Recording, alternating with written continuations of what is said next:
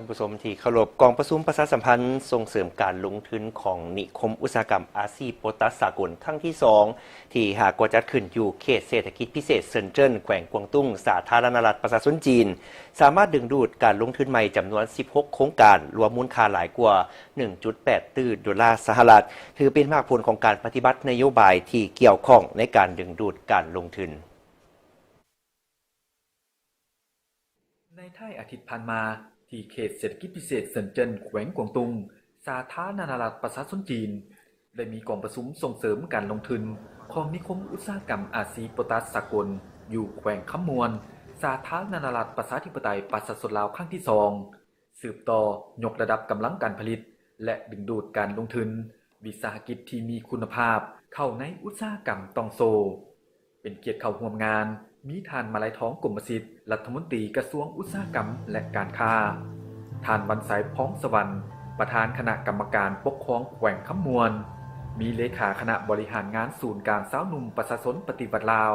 ต่างหน้าจากกระทรวงแขนงการที่เกี่ยวข้องคณะนำพนักงานบริษัทอาซีโปตัสสากลเข้าร่วมท่านนางหลิวปิงเหยียนผู้อำนวยการใหญ่บริษัทอาซีโปตัสสากลกล่าวว่าผ่านมาบริษัทได้เอาใจใส่ในการขุดค้นทรัพยากรแร่ธาตุโพแทสการผลิตและจำหน่ายฝุ่นโพแทสครบวงจรและเพิ่มทวีสร้างยุทธศาสตร์พัฒนาอุตสาหกรรมบ่อแร่และเคมีภัณฑ์ยกระดับกำลังการผลิตให้กลายเป็นผู้สนองฝุ่นโพแทสระดับสากลพร้อมนั้นก่อสร้างนิคมอุตสาหกรรมอัจฉริยะอาซีโพแทสเพื่อสุกยูการผลิตอุตสาหกรรมตองโซที่ทันสมัยในพิธีท่านมาลัยท้องกรมสิทธิ์ยืนยันว่า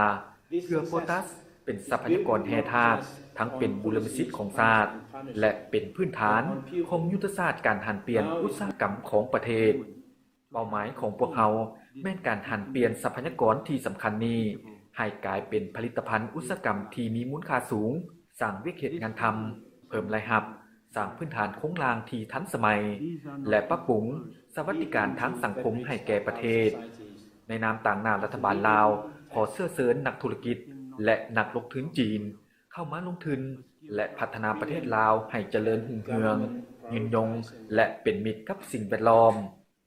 ท่านวันไสพ้องสวรรค์ได้กล่าวตื่นว่าแขวงคำมวนมีความอุดมสมบูรณ์ไปด้วยทรัพยากรแร่ธาตุและมีวิสัยทัศน์ในการพัฒนาที่จะกลายเป็นฐานอุตสาหกรรมพลังงานและอุตสาหกรรมปรุงแต่งแร่ธาตุที่สำคัญของชาติต่างหน้าองค์การปกครองแขวงแสดงความมุ่งหวังว่าจะได้ร่วมกับนักลงทุนเพื่อพัฒนาขยายตลาดและสร้างโอกาสทางธุรกิจภายใต้การเป็นพยานของการนำกระทรวงอุตสาหกรรมและการค้าแขวงคำมวนและภาคส่วนที่เกี่ยวข้องของลาวและจีนได้มีพิธีเซ็นสัญญาลงทุนใหม่16โครงการอยู่นิคมอุตสาหกรรมอาซีโปตัสสากลรวมมูลค่าหลายกว่า 1.08 ตื้อดอลลาร์สหรัฐคาดคะเนรวมยอดการผลิต 1.82 ตื้อดอลลาร์สหรัฐต่อปีโดยเน้นใส่อุตสาหกรรมตองโซเซนเคมีคลออัลคลอไรด์เคมีโบนินเคมีถ่านหินแร่บอกซิตผลิตปรุงแต่งอัจฉริยะแพทยศาสตร์การยาและอื่นๆก่อนหน้านี้กองประชุมยังมีพิธีเปิดทดลองเดินเครื่องผลิตฝุ่นโพแทสระยะที่3ที่มีกำลังการผลิตเพิ่มขึ้นอีก1ล้านต้นต่อปีและเปิดนำใส่ระบบลำเลียงขนส่งแร่ดงบุญน้อยประกอบส่วนยกระดับกำลังการผลิตอุตสาหกรรมฝุ่นโพแทสของลาวให้ก้าวขึ้นสู่ระดับใหม่สร้างความเข้มแข็งให้แก้การพัฒนาเศรษฐกิจเอกราชเป็นเจ้าตัวเองนำผลประโยชน์มาสู่ประชาชน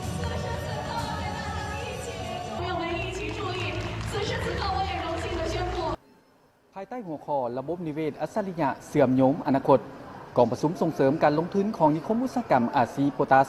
ที่จัดขึ้นอยู่เขตเศรษฐกิจพิเศษเซินเจิ้นแขวงกวางตุ้งประเทศจีนได้มีการเซ็นสัญญาลงทุนใหม่16โครงการรวมมูลค่าหลายกว่า1ตื้อดอลลาร์สหรัฐคาดคะเนมีมูลค่าผลิตภัณฑ์รวมประมาณ2ตื้อดอลลาร์สหรัฐต่อปี